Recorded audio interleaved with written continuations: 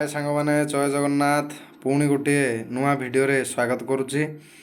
ଆଜି ଆମେ କଥା ହେବା ଆଜି ଆମର କଟକରେ ଇଣ୍ଡିଆ ଏବଂ ଇଂଲଣ୍ଡ ମଧ୍ୟରେ ଦ୍ୱିତୀୟ ଏକ ଦିବସୀୟ ମ୍ୟାଚ୍ ଅନୁଷ୍ଠିତ ହେବାକୁ ଯାଉଛି। ସେକେଣ୍ଡ ୱାନ୍ ଡେ ଆଜି ହେବ।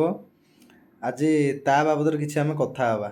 ବହୁତ ଲୋକ ବହୁତ ଉତ୍ସାହର ସହିତ ଆଗ୍ରହ ହେଇକିନା ଅଛନ୍ତି। ମାନେ ତ ବାରବାଟୀରେ ପ୍ରାକ୍ଟିସ୍ରେ ଯେତିକି ଲୋକ ହେଇଥିଲା ଆପଣ ମୁଣ୍ଡ ଖରାପ କରିବେ ଯଦି ଦେଖିଥିବେ ନ୍ୟୁଜ୍ରେ। ପ୍ରାକ୍ଟିସ୍ରେ ଯେତିକି ଲୋକ ମାନେ ଗୋଟେ ମ୍ୟାଚ୍ ହେଲା ଭଳିଆ ସେତିକି ଲୋକ ହେଇଛନ୍ତି ପ୍ରାକ୍ଟିସ୍ ମ୍ୟାଚ୍ରେ। ମାନେ ପ୍ରାକ୍ଟିସ୍ ଯେତେବେଳେ ପ୍ଲେୟାର କରୁଛନ୍ତି, ମ୍ୟାଚ୍ ତ ନୁହଁ, ପ୍ରାକ୍ଟିସ୍ କଲା ନେଟ୍ ପ୍ରାକ୍ଟିସ୍ କଲାବେଳେ ଏ ପ୍ଲେୟାର ରନିଂ କଲାବେଳେ ଯେତିକି ଲୋକ ହେଇଛନ୍ତି, ବିରାଟ କୋହଲି ଆଉ ଆମର ରୋହିତ ଶର୍ମା ଏମାନେ ସବୁ ଯେତେବେଳେ ପ୍ରାକ୍ଟିସ୍ କରୁଛନ୍ତି ତାଙ୍କୁ ଦେଖିବା ପାଇଁ ଯେତିକି ଲୋକ ଗ୍ୟାଦରିଂ ହେଇଛନ୍ତି, ମାନେ ଅସମ୍ଭବ ଭିଡ଼। ଆଉ ମ୍ୟାଚ୍ ତ ହେଲା ବେଳକୁ ଲୋକ ତ ଟିକେଟ୍ ବି ବହୁତ କଷ୍ଟରେ ପାଇଛନ୍ତି। ତା ସାଙ୍ଗରେ ମ୍ୟାଚ୍ ହେଲା ବେଳକୁ କେତେ ଲୋକ ହେବେ ମାନେ ଭାବନ୍ତୁ। ମ୍ୟାଚ୍ ତ ଆଜି 1:30ରୁ ଆରମ୍ଭ ହେଇଯିବ। ଆମର ସ୍ପୋର୍ଟସ୍ 18 ଚ୍ୟାନେଲ୍ରେ ଦେଉଛି ମ୍ୟାଚ୍ ଟିଭିରେ। ତା ସାଙ୍ଗରେ ଫୋନ୍ରେ ଦେଖିଲେ ଜିଓ ସିନେମାରେ ଦେଉଛି। ଜିଓ ସିନେମାରେ ଦେଖିପାରିବେ ଏବଂ ସ୍ପୋର୍ଟସ୍ 18ରେ ଦେଖିପାରିବେ। ଆଜି ମ୍ୟାଚ୍ରେ ଅପେକ୍ଷା ଅଛି ମାନେ ଦର୍ଶକଙ୍କୁ। ସମସ୍ତେ କହୁଛନ୍ତି ରୋହିତ ଶର୍ମା ଆଉ ବିରାଟ କୋହଲି ବ୍ୟାଟ୍ରୁ ରନ୍। କିନ୍ତୁ ଦୁଇ ଜଣ ଯାକ ପ୍ଲେୟାର ଫର୍ମରେ ନାହାନ୍ତି। ଦୁଇ ଜଣ ଯାକ ପ୍ଲେୟାରଙ୍କର ଫର୍ମ ହିଁ ଆଦୌ ନାହିଁ। ବ୍ୟାଟ୍ରେ ବଲ୍ ଠିକ୍ ସେ କନେକ୍ଟ ହେଉନି। ରୋହିତ ଶର୍ମାର ତ ଜମା ନାହିଁ। ରୋହିତ ଶର୍ମା ମାନେ ପ୍ରଥମ 10 ଓଭର ରହିବା, 5 ଓଭର ତିଷ୍ଠିବା ହେଉଛି ବହୁତ କଷ୍ଟ। ରୋହିତ ଶର୍ମାର ଏବେ ଏତେ ଖରାପ।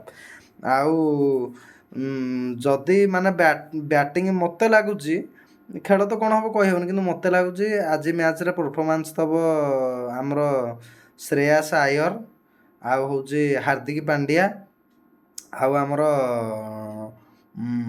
ଭଲ ପ୍ରଦର୍ଶନ କରିବ ଅକ୍ଷର ପଟେଲ।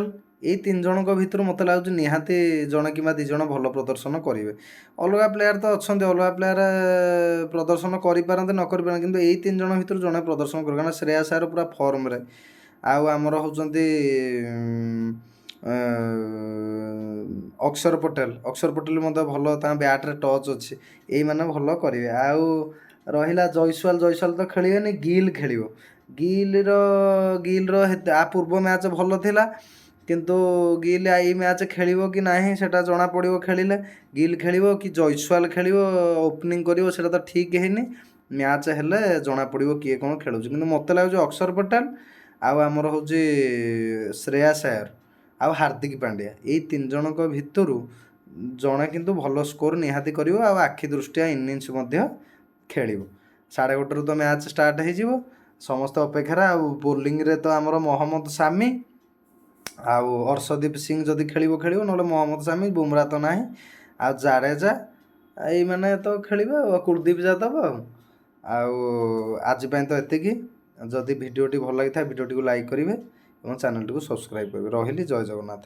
ଏବଂ ଆଶା କରୁଛି ଇଣ୍ଡିଆ ଆଜି ମ୍ୟାଚ୍ ମଧ୍ୟ ଜିତୁ। ଓଡ଼ିଶା ମାଟିରେ ଜିତିଲେ ଗୋଟେ ବହୁତ ବଡ଼ ଖୁସି। ଆଉ ଲୋକମାନେ ପଇସା ଖର୍ଚ୍ଚ କରିକିନା ଯାଇଛନ୍ତି।